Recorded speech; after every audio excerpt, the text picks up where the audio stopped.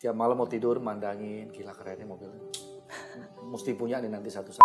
Pertama kali saya dapat kerja menjadi clearing man di bank. Pada saat itu saya masih Cleaning kuliah. man? Pulang jam 12 malam, pulang jam 11 malam supaya dapat lembur banyak. Pokoknya maksimal 1 bulan setelah setiap hari lembur dapatnya 800.000 sampai 900.000. Hai friends, sekarang saya lagi ada di Bintaro dan gak afdol kalau nggak berkunjung ke rumahnya Sultan Bintaro. Terima kasih Mary. Andre Aduh, Taulani. Halo.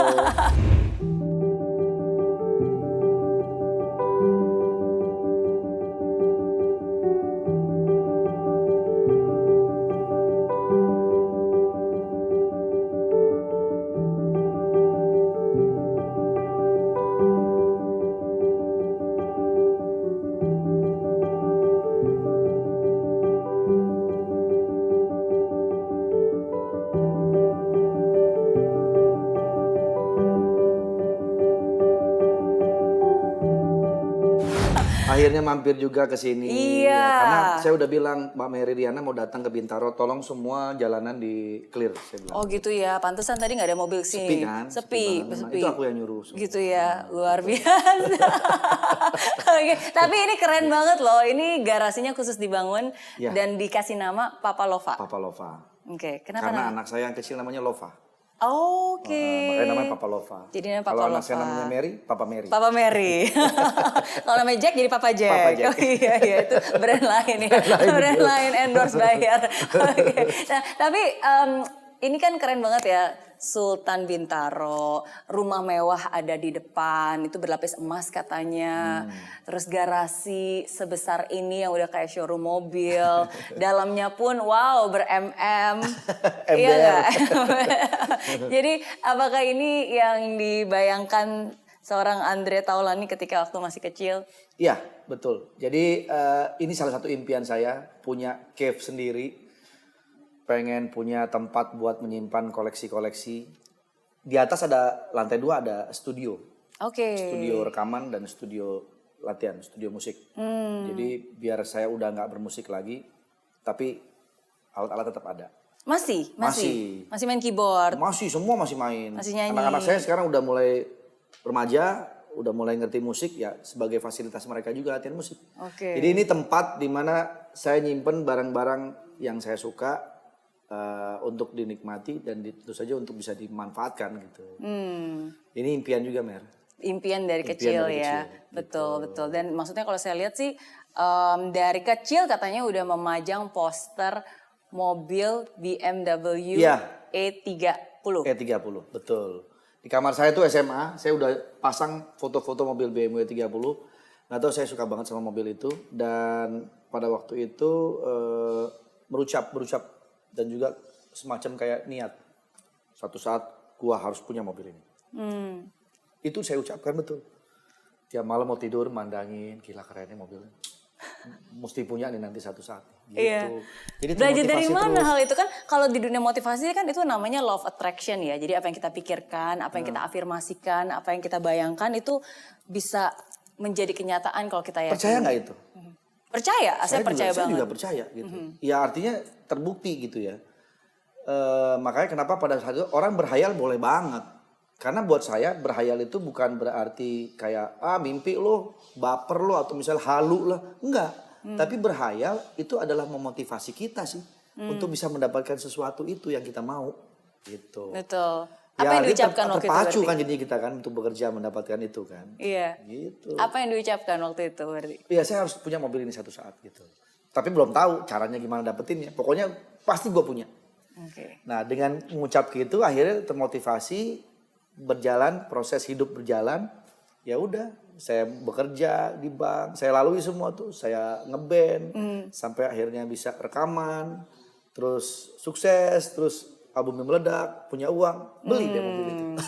Berapa tahun berarti dari sejak waktu SMA berarti SMA ya? itu saya tahun 92. Tahun 92 SMA, tahun 97 stinkinya meledak, Iya. 98 saya beli mobil itu. Wow. Berarti 7 tahun. 7 tahun. 6 tahun. 6 tahun. 6 tahun. Oke.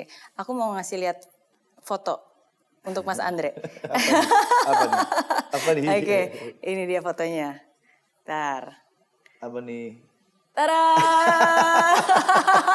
Dapat bagus banget lagi Oh dapetnya. iya dong, ini Ini yang punya cuma Kings Photo loh. Bener gak sih? Malibu. Malibu. 62 Studio. Malibu ya? Malibu. Ini kamu dapat dari Malibu? Malibu. Enggak, ini dapat dari Google. Dari Google, tapi bagus banget gambarnya. Iya, karena zaman ini waktu ini ya Stinky ya. Ini atas tinggi ya? Stinky ya. Karena aku ingat banget waktu Stinky lagu Mungkinkah itu aku lagi SMA. Dan lagu itu benar-benar melekat banget. Mungkinkah, ya kan? Iya. Sampai hari ini pun juga masih melekat. Dan pas aku ngeliat foto ini, wah Malibu 62 Studio. Zaman dulu kan zaman biasa kita foto Yoi. studio Malibu. Coba sebutin apa aja kalau tahu selain Malibu. Cuma tau Malibu. Jonas. Oh Jonas, oh iya anak Jonas muda foto motonya ya. di situ semua dulu. Jonas foto. Iya. Di Kebon Siri kalau nggak salah saya lupa. Oke, terus gayanya biasa gini. Iya. Gini. 90-an banget, kayak anak 90-an. Betul. Tapi berarti ini titik baliknya. Iya. Jadi sebetulnya titik balik saya tuh bukan ini. Ini mungkin kesuksesannya Stinky ya. Tapi Iya. sebelum itu. Oke. Ketika ayah saya meninggal. Oke. Ayah saya wafat waktu saya masih pertama kali masuk kuliah.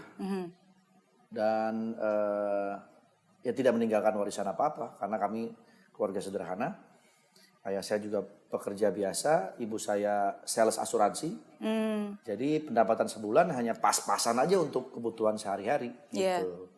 Jadi ketika ayah meninggal, ya disitulah saya titik balik harus berubah. Harus menjadi tulang punggung keluarga. Gitu. Ya mau tidak mau, karena saya anak pertama. Adik saya masih kecil-kecil. Dan saya sudah kuliah, harus biayain kuliah juga kan. Nggak mungkin saya putus kuliah. Saya berpikir, wah kok gue anak laki-laki, masa gue harus menyerah? Ya gue harus fight dong gitu loh. Kemarin-kemarin mungkin ayah yang menafkahi kami. Tapi setelah ayah nggak ada, ya saya yang harus menjadi pengganti ayah. Iya. Nah dari situlah saya punya semangat yang tinggi, keinginan yang kuat untuk bisa mencari nafkah. Pada saat itu pikirannya hanya mencari nafkah dulu. Iya. Untuk menutupi kebutuhan sehari-hari, keluarga, dan kuliah saya. Tapi kan kadang-kadang nggak semua rencana itu berhasil kan. Kadang-kadang kita punya tekad, oke saya ingin menjadi tulang punggung keluarga, oke saya harus bangkit. Tapi ketika kita mencoba biasa kan gagal. Memang. Dulu seperti itu. Saya sih tidak berpikir gagal pada waktu itu. Pokoknya saya jalanin aja. Pertama kali saya dapat kerja menjadi clearing man di bank. Pada saat itu saya masih Cleaning kuliah. man? Clearing. Oh. Clearing Oke, man. clearing. Pada saat itu saya masih kuliah juga. Iya. Admin ya berarti ya. Clearing tuh nganter-nganterin warkat. Dulu Oke. kalau kita transfer uang ke bank lain ya. Jadi setelah isi aplikasi nanti dibikinlah bentuk warkat. Jadi warkat itu nanti akan kita bawa ke Bank Indonesia. Di sana nanti kita tukeran dengan bank yang akan kita mau transfer. Oke. Misalnya nih saya punya BCA mau transfer ke BRI. Di sana di Bank Indonesia nanti saya ketemu orang BRI. Sama-sama ketemu di sana kita tukeran warkat. Oke. Bank Indonesia nanti yang akan transfer ke sana gitu. Jadi pertama kali profesi saya sebagai clearing man di Bank Nusa Internasional. Gaji saya 350.000 satu bulan.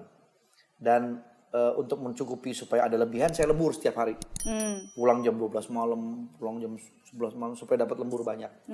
Pokoknya maksimal satu bulan setelah setiap hari lembur dapatnya 800.000 sampai 900.000. Alhamdulillah. Lumayan. Wah pada saat itu tuh 94, 95.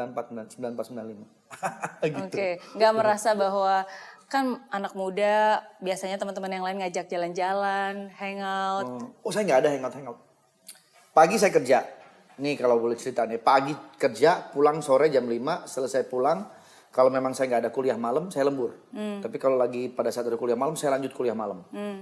Selesai kuliah malam, pulang jam 10 dari kampus. Saya langsung ke studio. Kebetulan Stinky demonya udah diterima tahun 95. Oke. Rekaman. Jadi setiap hari begitu. Makanya saya kurang tidur, saya kurus banget. Bukan karena narkoba, tapi karena kurang tidur. Kurang istirahat. Tapi zaman dulu kan emang lagi mode-modenya kurus-kurus gitu kan. Nah itu saya jalani selama 2 tahun lebih. Iya. Sampailah 97, Stinky rilis dan alhamdulillah booming gitu. Oke. Kerja keras tidak mengkhianati hasil. Tidak mengkhianati. Tidak mengkhianati hasil. Tapi waktu itu sebenarnya masih kerja juga dong ya? Saya bilang tadi, Sambil 3-3, kerja juga. sambil kerja, sambil kuliah. Sambil kuliah, sambil nyanyi juga rekaman. Gitu. Oke. Sampai saya berada di titik saya harus memilih. Ketika Stinky dapat tawaran show, tour seluruh Indonesia, saya nggak mungkin kerja dong. Karena setiap hari saya muter kota-kota gitu. Saya harus izin dari kantor. Ketika saya minta izin dari kantor, ya kantor nggak bisa kasih kebijakan. Karena karyawan kan maksimum 12 hari kerja dikasih cuti. Selama setahun cuma dapat jatah 12 hari kerja. 2 minggu berarti kan. Nah saya tur itu lebih dari 2 minggu, nggak boleh. Ya mau nggak mau akhirnya kepala cabang bilang, Andre harus milih, resign atau terus di sini. Tapi ya begitu kondisinya. Oke. Ya akhirnya saya sholat istiqoroh, saya minta petunjuk sama Allah, harus pilih. Akhirnya saya pilih berhenti dari kerja. Dan fokus. Saya fokus di musik. Stinky. Pertanyaannya, kenapa kok milih musik? Kenapa nggak milih kerja?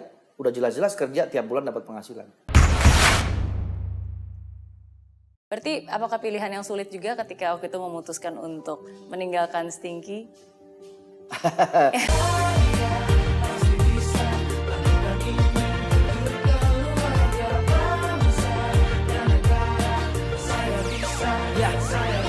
Laksana bumi tanpa hujan, hidup tanpa tujuan, kering dan mati tanpa hijaunya tumbuhan. Demikian kalau mimpi tak kunjung terjadi.